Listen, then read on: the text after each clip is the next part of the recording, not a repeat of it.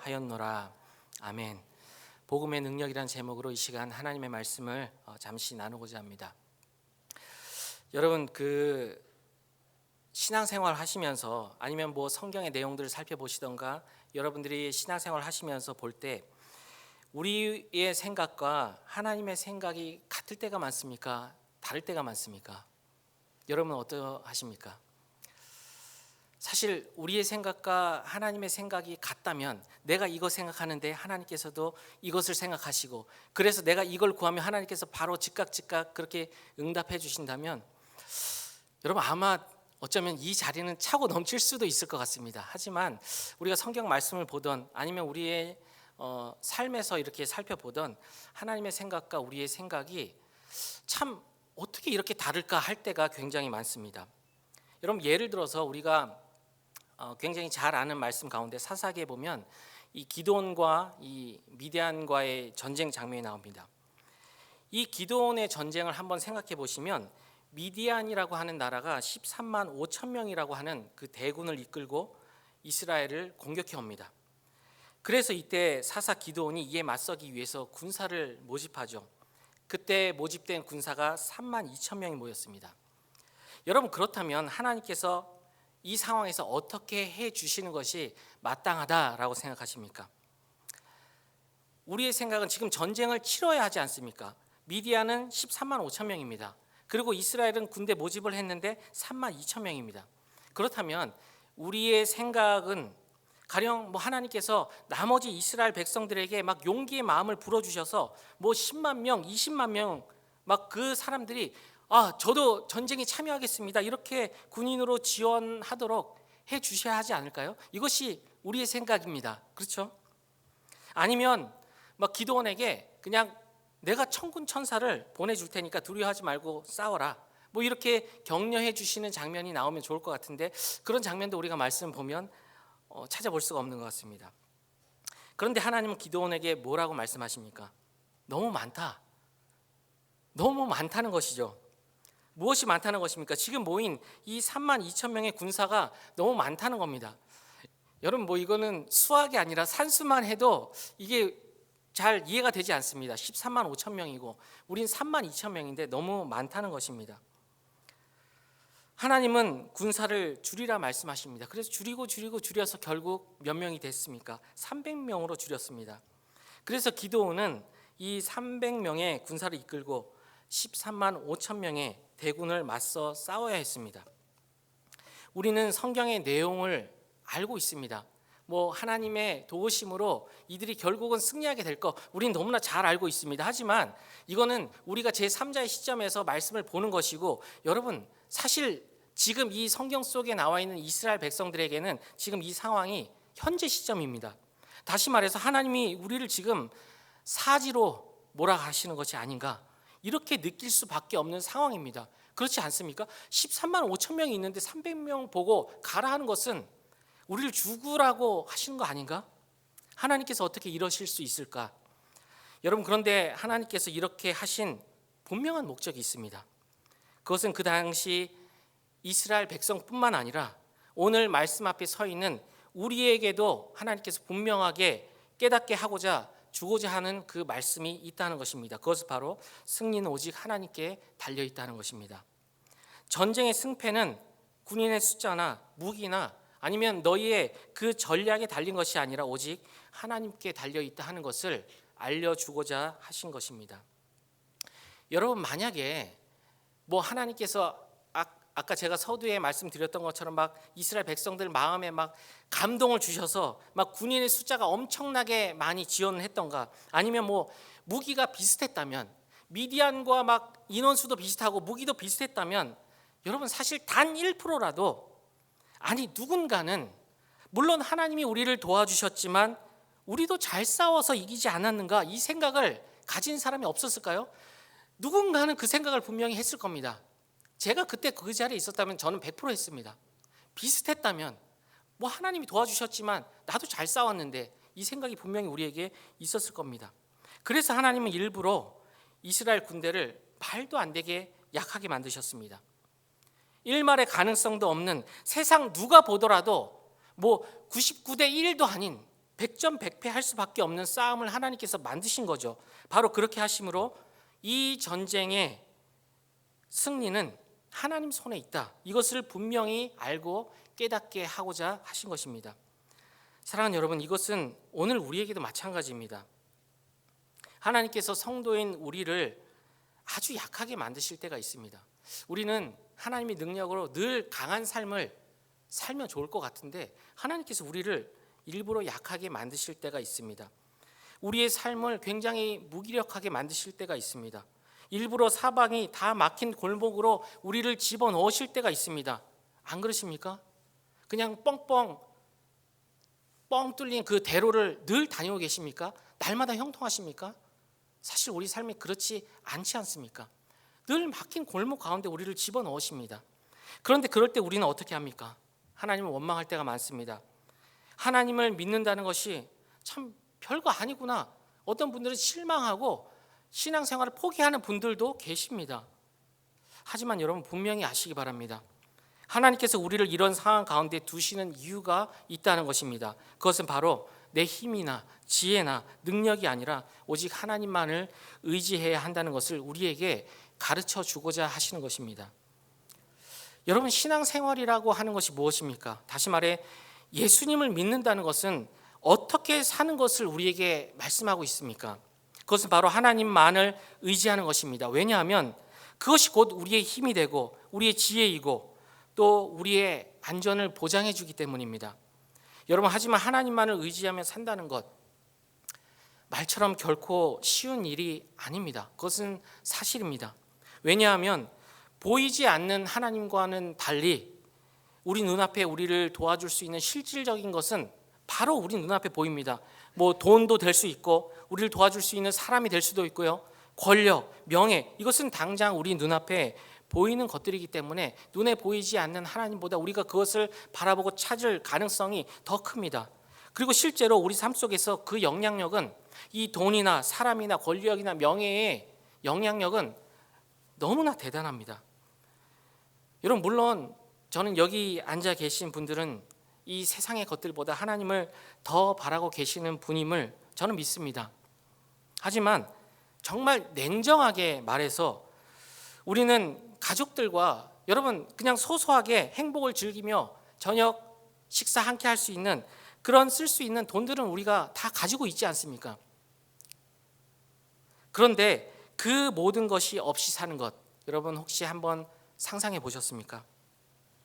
사실 조금이라도 나에게 있기 때문에 나는 재물보다 하나님이다, 우리가 이렇게 말할 수 있을지는 몰라도 정말 나에게 아무것도 없다, 정말 여러분에게 있는 거 그 어느 거 하나 없다 할 때 그래도 하나님만으로 행복하다, 이렇게 말할 자신이 있으십니까? 저는 사실 없습니다. 결코 쉽지 않습니다. 그래서 많은 사람들이 예수님을 믿는다고 하면서도 여전히 돈을 생각할 수밖에 없습니다.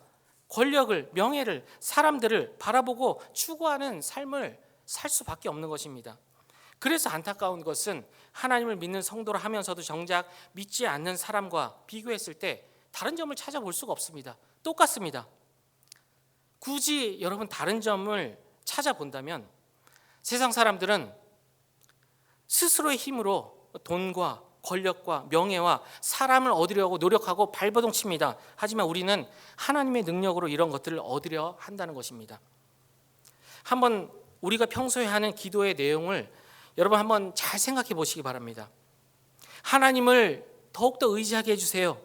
하나님의 뜻을 깨닫고 순종하게 해달라는 그런 기도보다는, 물론 그런 기도가 우리 가운데 있습니다. 하지만 그거보다는 지금 당장 나에게 필요한 것들 하나님의 능력으로 이루어 달라 하는 기도가 사실 훨씬 더 많습니다. 그렇지 않습니까?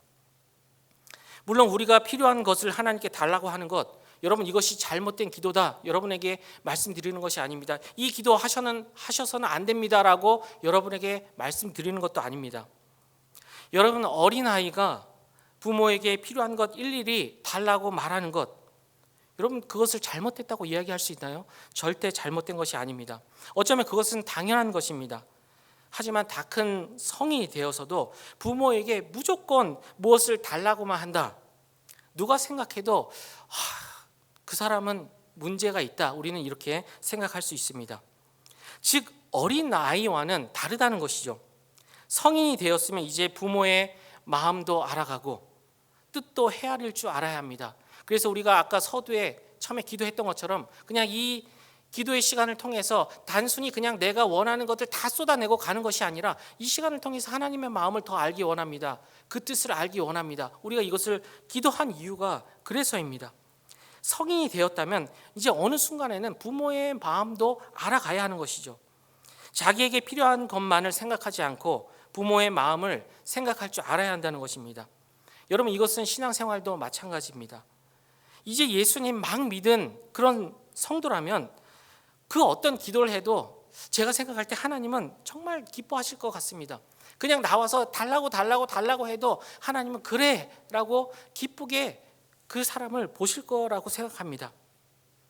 하나님 앞에 나오는 그 자체만으로도 너무나 기뻐하실 것입니다. 그래서 실제로 여러분, 굉장히 신앙생활 오래 하신 분들보다 이제 막 신앙생활 하신 분들 가운데 놀라운 막 역사가 일어나는 것을 우리가 더 많이 봅니다. 신비한 기적과 같은 역사가 일어나는 것을 우리는 더 많이 볼 수 있습니다. 하지만 10년, 20년 넘게 신앙생활 했음에도 불구하고 여전히 그냥 세상 사람들과 똑같은 것만을 바라보고 그것을 더 달라고 이거 좀 더 주세요. 이거 좀 더 주세요. 이렇게 기도한다면 여러분, 그것은 결코 바른 신앙생활이라고 할 수 없습니다. 여러분, 신앙이 성숙했다 하는 것이 무엇입니까? 아버지 하나님의 마음을 헤아리고 그 뜻을 점점 더 분명히 알아가는 것입니다. 그리고 하나님이 우리를 도와주시고 우리를 보호하시고 우리와 함께 하시고 우리를 인도하신다 하는 사실을 분명하게 확신하는 것입니다. 돈이 전부인 줄 알고 권력과 명예가 다인 줄 알고 지금까지 살아왔는데, 그래서 그것을 붙잡으면서 살아왔는데 그게 아님을 아는 것, 여러분, 이것이 바로 신앙이 성숙했다 하는 증거입니다. 사랑하는 여러분, 하나님은 바로 이것을 우리에게 깨닫게 하시기 위해 우리를 약하게 만드실 때가 있습니다. 막다른 골목으로 집어넣으시는 것입니다. 때로는 꼼짝도 못하게 우리를 만드십니다. 그래서 그 어떤 것도 우리의 힘이 될 수 없구나, 내가 지금까지 붙잡고 바라봤던 그 어떤 것도 나의 도움이 될 수 없구나, 그것이 우리를 지켜줄 수 없다 하는 것을 우리에게 알게 하시고 깨닫게 하십니다. 여러분, 하나님의 이러한 모습은 참 어떻게 보면 굉장히 역설적이다라고 말할 수 있습니다. 하지만 그 속에 우리를 향한 하나님의 놀라운 사랑이 있다 하는 것, 여러분 꼭 기억하시기 바랍니다. 여러분, 그 예전에는 사랑의 매라는 말이 있었습니다. 요즘에는 뭐 사랑의 매라는 말로도 학교에서 사용하면은 큰일 날 우리가 이제 시대를 살아가고 있지만, 뭐 지금 여기 앉아 계신 분들은 뭐 사랑의 매에 대해서 그냥 이야기만 해도 그게 무엇인지 잘 아시고 공감하실 거라고 생각합니다. 한번 생각해 보시기 바랍니다. 사랑과 매, 얼핏 생각하면 어울리지 않습니다.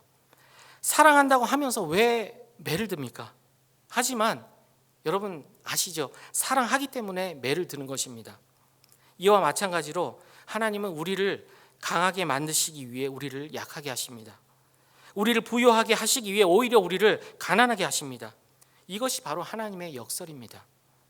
우리가 이것을 분명히 알아야 합니다. 그럴 때 비로소 우리가 삶에서 경험하는 엄청난 시련과 고난이 나에게 어떤 의미가 있는지, 하나님께서 나를 왜 그런 상황 가운데 몰아가셨는지 우리가 분명히 깨달을 수 있습니다. 사랑하는 여러분, 하나님이 우리를 미워하셔서 시련과 고난을 주시는 것 절대 아닙니다. 우리를 막다른 골목으로 넣으시는 것이 아닙니다. 바로 우리를 사랑하셔서 그렇게 하시는 것입니다. 우리를 귀하게 여기셔서 그렇게 하시는 것입니다.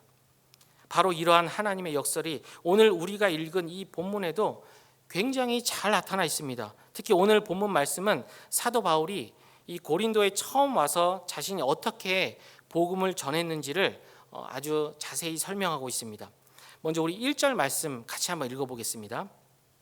형제들아, 내가 너희에게 나아가 하나님의 증거를 전할 때 말과 지혜의 아름다운 것으로 아니하였나니. 여러분, 여기 말씀 보시면 내가 너희에게 나아가 하나님의 증거를 전할 때, 이 말은 고린도에 처음 와서 너희에게 복음을 전할 때라는 뜻입니다. 그런데 어떻게 복음을 전했다 말씀합니까? 말과 지혜의 아름다운 것으로 아니하였다. 말과 지혜의 아름다운 것으로 아니하였다. 더 정확하게 좀 더 우리가 이해하기 쉬운 표현으로 이야기하자면 최고의 말과 최고의 지혜를 가지고 복음을 전하지 않았다 하는 것입니다. 다시 말해 바울은 이 고린도 사람들에게 처음으로 복음을 전할 때 최고의 말 그리고 화려한 이 말솜씨 그것으로 복음을 전하지 않았습니다. 또한 최고의 지혜, 즉 아주 치밀하고 설득력 있는 논리적인 그런 말로 복음을 전하지 않았습니다. 그러면 어떻게 복음을 전했습니까? 우리 2절 말씀 같이 한번 읽어보겠습니다. 내가 너희 중에서 예수 그리스도와 그가 십자가에 못 박히신 것 외에는 아무것도 알지 아니하기로 작정하였음이라. 여러분, 그런데 이 말씀을 통해 우리가 우선적으로 알 수 있는 것이 한 가지 있습니다. 사도 바울의 능력이 부족하지 않았다는 사실입니다. 다시 말해 최고의 말과 또 최고의 지혜를 가지고 복음을 전할 능력이 없었던 것이 아닙니다. 바울은 분명 그럴 수 있는 능력이 있었던 사람입니다. 하지만 2절에 보면 바울이 그렇게 하지 않기로 작정했다 이렇게 말씀합니다. 즉 일부러 그렇게 하였다는 것입니다. 여러분, 그렇다면 왜 바울이 그렇게 하였을까요? 여러분, 사실 복음을 전하는 것은 요즘은 우리가 관계 전도를 통해서 이렇게 복음을 많이 전한다 이야기하지만은 우리 삶으로 보여줘야 된다 이런 이야기 많이 하지만 결국은 우리가 입을 열어서 말을 통해서 복음을 전해야 하지 않습니까? 복음을 전하는 것은 말입니다. 그렇다면 더 아름답고 더 설득력 있는 말을 하면 여러분 더 많은 사람들이 복음을 받아들일 수 있지 않을까요?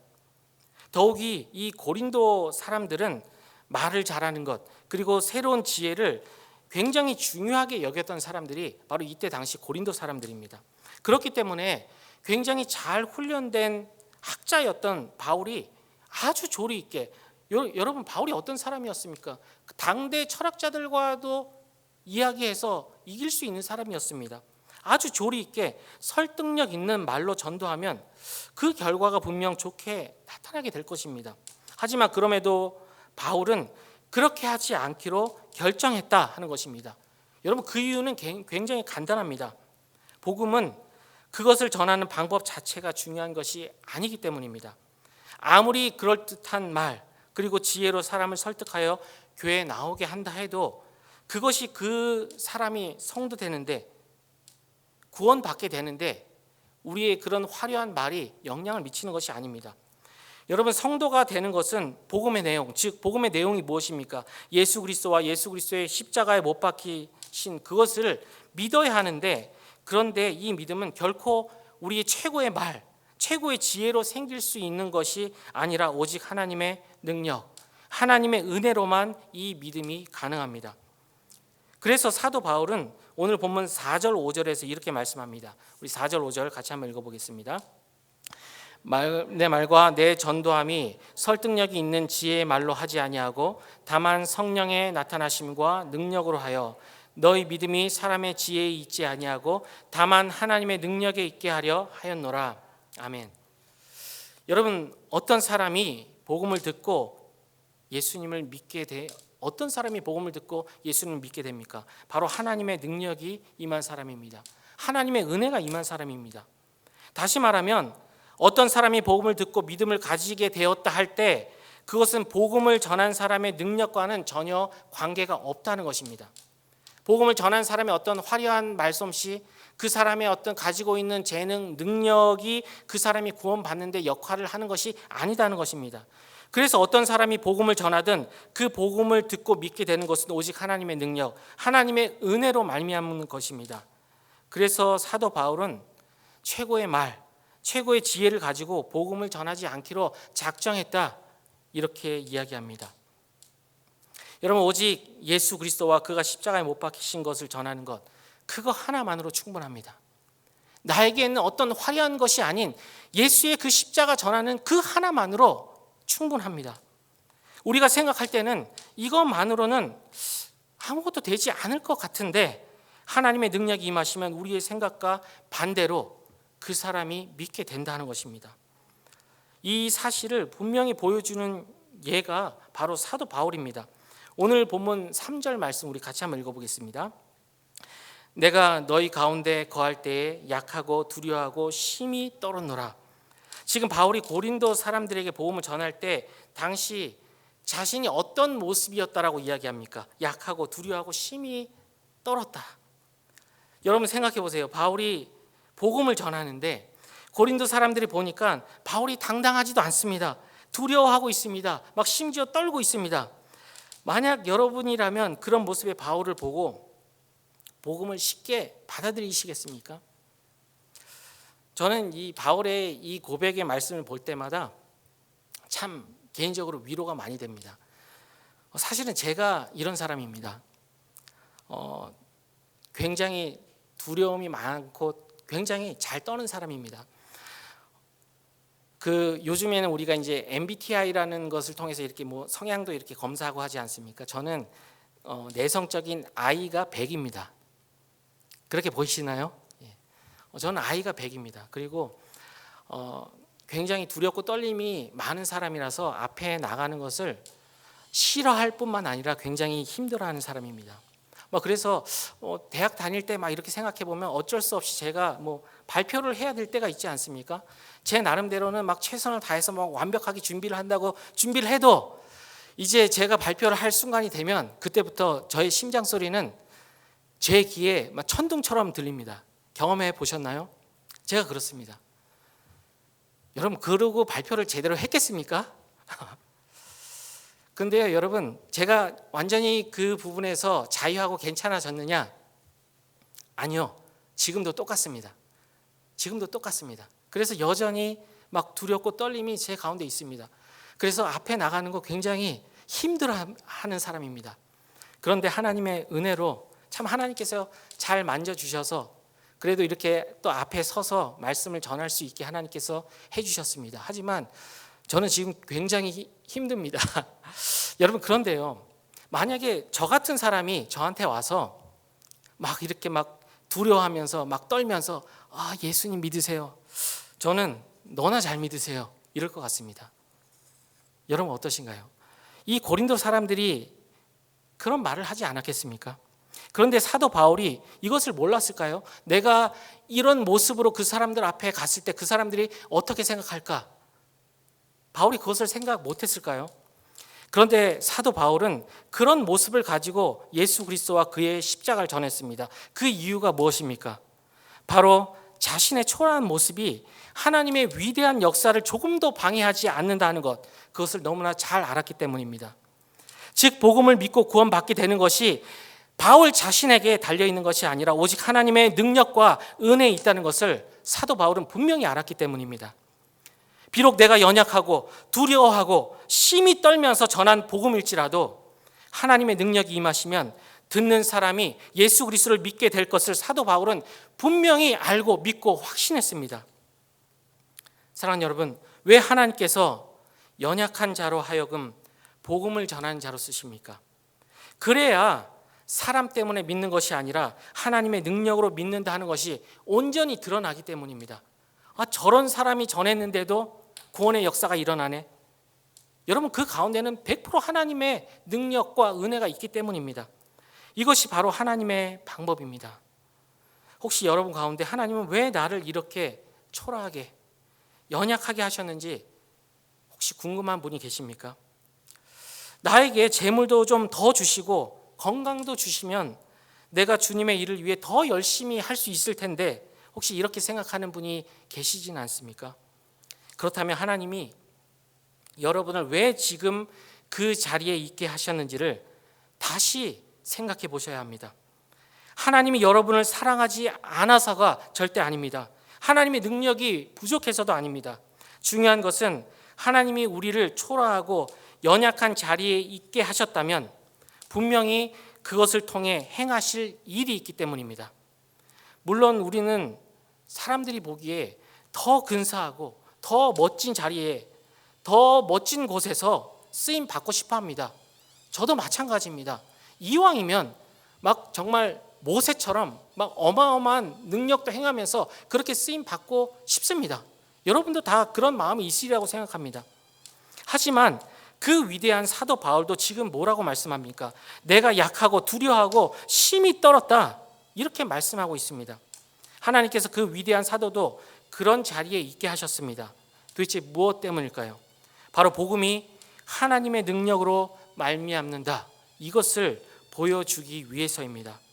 이 일을 위해 하나님께서는 바울을 약하게 사용하신 것입니다. 그러므로 나는 이것이 부족해서 하나님께 쓰임 받지 못한다, 이런 생각이 혹시라도 있으시다면 여러분 완전히 이제는 지워버리시기 바랍니다.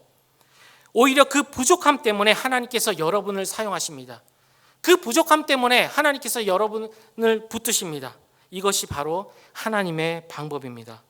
사랑하는 여러분, 그래서 우리가 이것을 이해하지 못하면 어떤 모습이 우리 가운데 나타나느냐, 평생 하나님께 내 부족한 것만 채워달라고 기도하면서 살 수밖에 없습니다. 그리고 더 채워주시면, 나를 이런 좋은 환경 가운데 있게 하시면 그때 내가 하나님 나라를 위해서 일하겠다. 여러분, 그 사람은 결국 아무것도 하지 못하고 허송세월만 보내게 될 것입니다. 저는 우리 모두가 그런 불쌍한 인생이 되지 않기를 간절히 바랍니다. 하나님에게는 약하거나 강하거나 부하거나 가난하거나 똑똑하거나 미련하거나 그런 것들은 아무 상관이 없습니다. 즉 우리의 모습으로 인해 하나님께 쓰임 받지 못할 사람은 여러분 이 세상에 아무도 없습니다. 그래서 사도 바울은 이러한 하나님의 방법, 하나님의 역사를 깨닫고 이렇게 고백합니다. 우리 고린도후서 12장 10절 같이 한번 읽어보겠습니다. 그러므로 내가 그리스도를 위하여 약한 것들과 능욕과 궁핍과 박해와 공고를 기뻐하노니 이는 내가 약한 그때의 강함이라. 아멘. 지금 사도 바울은 우리의 믿음이 어디까지 이르러야 하는지 분명히 우리에게 가르쳐주고 있습니다. 곧 약한 것과 능욕과 궁핍과 박해와 공고를 기뻐할 수 있는 수준입니다. 그런데 왜 이런 것들을 우리가 기뻐해야 합니까? 바로 내가 약한 그때가 곧 강함이기 때문입니다.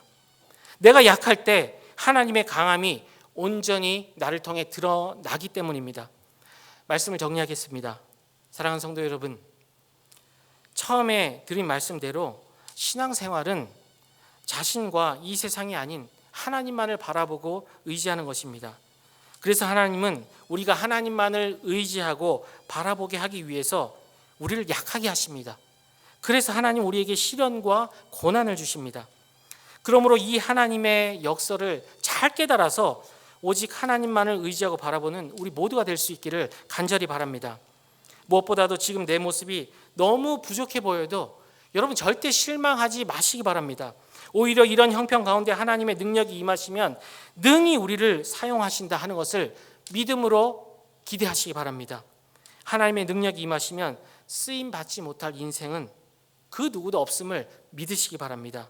이 사실을 분명하게 기억하시고 항상 하나님의 능력을 구하며 지금 있는 자리에서 있는 모습 그대로 충성하며 살아가는 우리 모두가 될 수 있기를 주님의 이름으로 기도하며 축복합니다.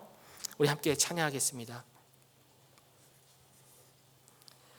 우리가 바라볼 분, 나의 반석 되시고 구원 되시고 우리의 산성 되시고 모든 것 되시는 그 주님, 우리가 믿음